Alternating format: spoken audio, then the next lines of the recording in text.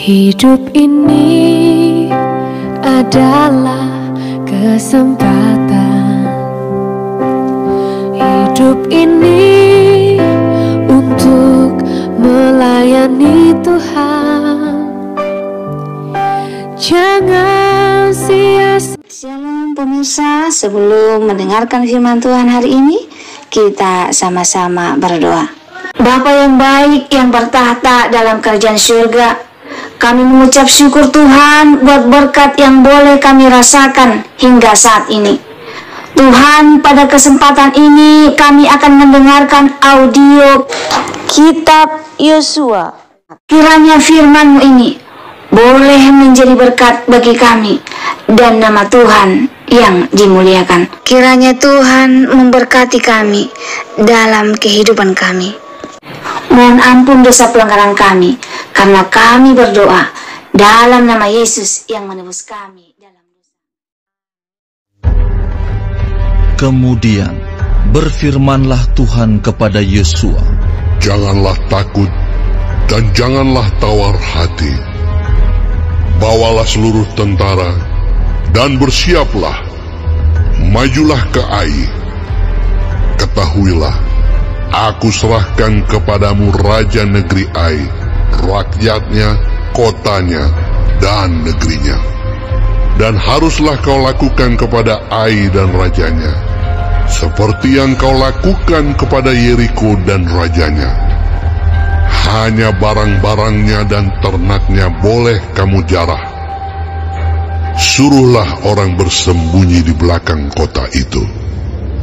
Lalu bersiaplah Yosua beserta seluruh tentara untuk pergi ke Ai.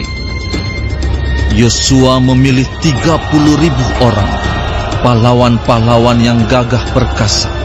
Mereka disuruhnya pergi pada waktu malam. Dan kepada mereka diperintahkan, katanya, "Ketahuilah, kamu harus bersembunyi di belakang kota itu untuk menyerangnya. Janganlah terlalu jauh dari kota itu, dan bersiap-siaplah kamu sekalian. Aku dan semua orang yang bersama-sama dengan aku akan mendekati kota itu.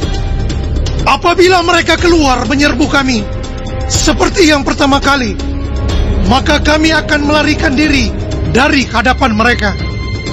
Jadi mereka akan keluar menyusul kami, sehingga kami memancing mereka jauh dari kota itu.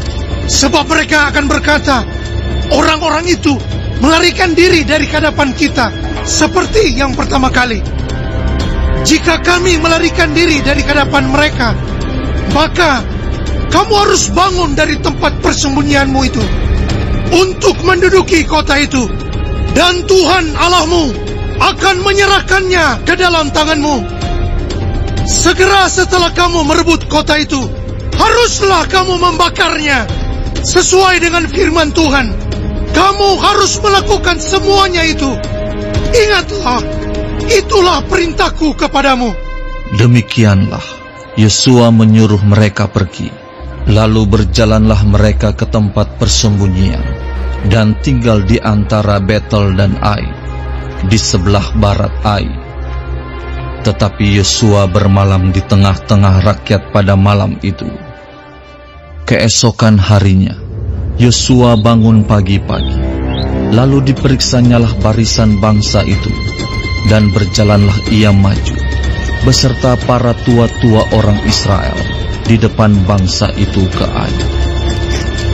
Juga seluruh tentara yang bersama-sama dengan dia berjalan maju. Mereka maju mendekat, lalu sampai ke tentangan kota itu.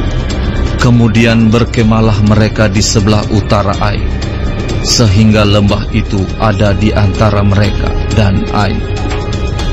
Yosua telah mengambil kira-kira 5.000 orang, lalu disuruhnya mereka bersembunyi di antara Betel dan Ai, di sebelah barat kota itu. Beginilah rakyat itu diatur. Seluruh tentara itu di sebelah utara kota, dengan barisan belakang di sebelah barat kota. Pada malam itu, berjalanlah Yosua melalui lembah itu. Pagi-pagi, ketika raja negeri Ai melihat hal itu, maka ia dan seluruh rakyatnya, orang-orang kota itu segera keluar berperang, menyerbu orang Israel ke lereng di seberang dataran itu. Raja itu tidak tahu bahwa ada orang bersembunyi di belakang kota. Yosua dan seluruh orang Israel itu berlaku seolah-olah dipukul mundur oleh mereka, lalu melarikan diri ke arah padang gurun. Sebab itu, semua orang yang ada di kota dikerahkan untuk mengejar orang Israel. Maka mereka mengejar Yosua, sehingga makin jauhlah mereka terpancing dari kota. Seorang pun tidak tertinggal lagi di Ai dan Betel yang tidak keluar memburu orang Israel. Mereka meninggalkan kota itu terbuka karena mereka mengejar orang Israel. Lalu berfirmanlah Tuhan kepada Yosua, acungkanlah lembing yang ada di tanganmu ke arah Ai, sebab aku menyerahkan kota itu ke dalam tanganmu. Maka Yosua mengacungkan lembing yang di tangannya ke arah kota itu. Ketika diacungkannya tangannya, maka segeralah bangun orang-orang yang bersembunyi itu dari tempatnya. Mereka berlari memasuki kota, merebutnya, lalu segera membakar kota itu. Ketika orang Ai berpaling menoleh ke belakang, tampaklah asap kota itu naik membubung ke langit. Mereka tidak sempat melarikan diri kemanapun juga, sebab rakyat yang tadinya lari ke padang gurun berbalik melawan pengejar-pengejarnya. Ketika Yosua dan seluruh Israel melihat bahwa orang-orang yang bersembunyi itu telah merebut kota, dan bahwa asap kota itu naik membubung, berbaliklah mereka, lalu menewaskan orang-orang Ai. Sementara itu juga, keluar orang-orang Israel yang lain dari dalam kota menyerbu orang-orang Ai, sehingga terjepit di tengah-tengah orang Israel itu. Yang ini dari sini dan yang itu dari sana. Orang-orang Ai ditewaskan, sehingga seorang pun dari mereka tidak ada yang dibiarkan terlepas atau luput. Tetapi Raja Ai ditangkap mereka hidup-hidup dan dihadapkan kepada Yosua. Segera sesudah orang Israel selesai membunuh seluruh penduduk kota Ai di padang terbuka, kemana orang Israel mengejar mereka. Dan orang-orang ini semuanya tewas oleh mata pedang sampai orang yang penghabisan. Maka seluruh Israel kembali ke Ai dan memukul kota itu dengan mata pedang.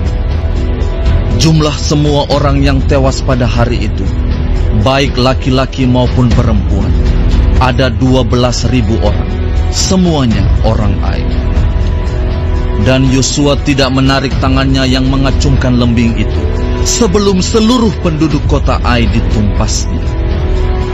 Hanya ternak dan barang-barang kota itu dijarah oleh orang Israel sesuai dengan firman Tuhan yang diperintahkannya kepada Yosua. Yosua membakar Ai dan membuatnya menjadi timbunan puing untuk selama-lamanya, menjadi tempat yang tandus sampai sekarang. Dan Raja Ai digantungnya pada sebuah tiang sampai petang. Ketika matahari terbenam, Yosua memerintahkan orang menurunkan mayat itu dari tiang, lalu dilemparkan di depan pintu gerbang kota. Kemudian didirikan oranglah di atasnya suatu timbunan batu yang besar, yang masih ada sampai sekarang.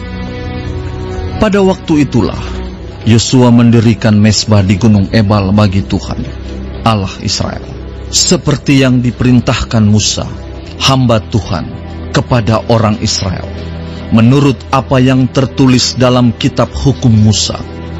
Suatu mezbah dari batu-batu yang tidak dipahat, yang tidak diolah dengan perkakas besi apapun. Di atasnya lah mereka mempersembahkan korban bakaran kepada Tuhan dan mengorbankan korban keselamatan. Dan di sanalah di atas batu-batu itu dituliskan Yosua salinan hukum Musa yang dituliskannya di depan orang Israel. Seluruh orang Israel, para tua-tuanya, para pengatur pasukannya, dan para hakimnya berdiri sebelah menyebelah tabut, berhadapan dengan para imam yang memang suku Lewi, para pengangkat tabut perjanjian Tuhan itu, baik pendatang maupun anak negeri, setengahnya menghadap ke Gunung Gerizim, dan setengahnya lagi menghadap ke Gunung Ebal. Seperti yang dahulu diperintahkan oleh Musa, hamba Tuhan, apabila orang memberkati bangsa Israel. Sesudah itu, dibacakannya lah segala perkataan hukum Taurat, berkatnya dan kutuknya, sesuai dengan segala apa yang tertulis dalam kitab hukum. Tidak ada sepatah kata pun dari segala apa yang diperintahkan Musa yang tidak dibacakan oleh Yosua kepada seluruh jemaah Israel dan kepada perempuan-perempuan dan anak-anak dan kepada pendatang yang ikut serta. Baik, sebelum mengakhiri firman Tuhan hari ini, kita sama-sama berdoa. Bapa kami yang di surga, dikuduskanlah nama-Mu. Datanglah kerajaan-Mu. Jadilah kehendak-Mu di bumi seperti di sorga.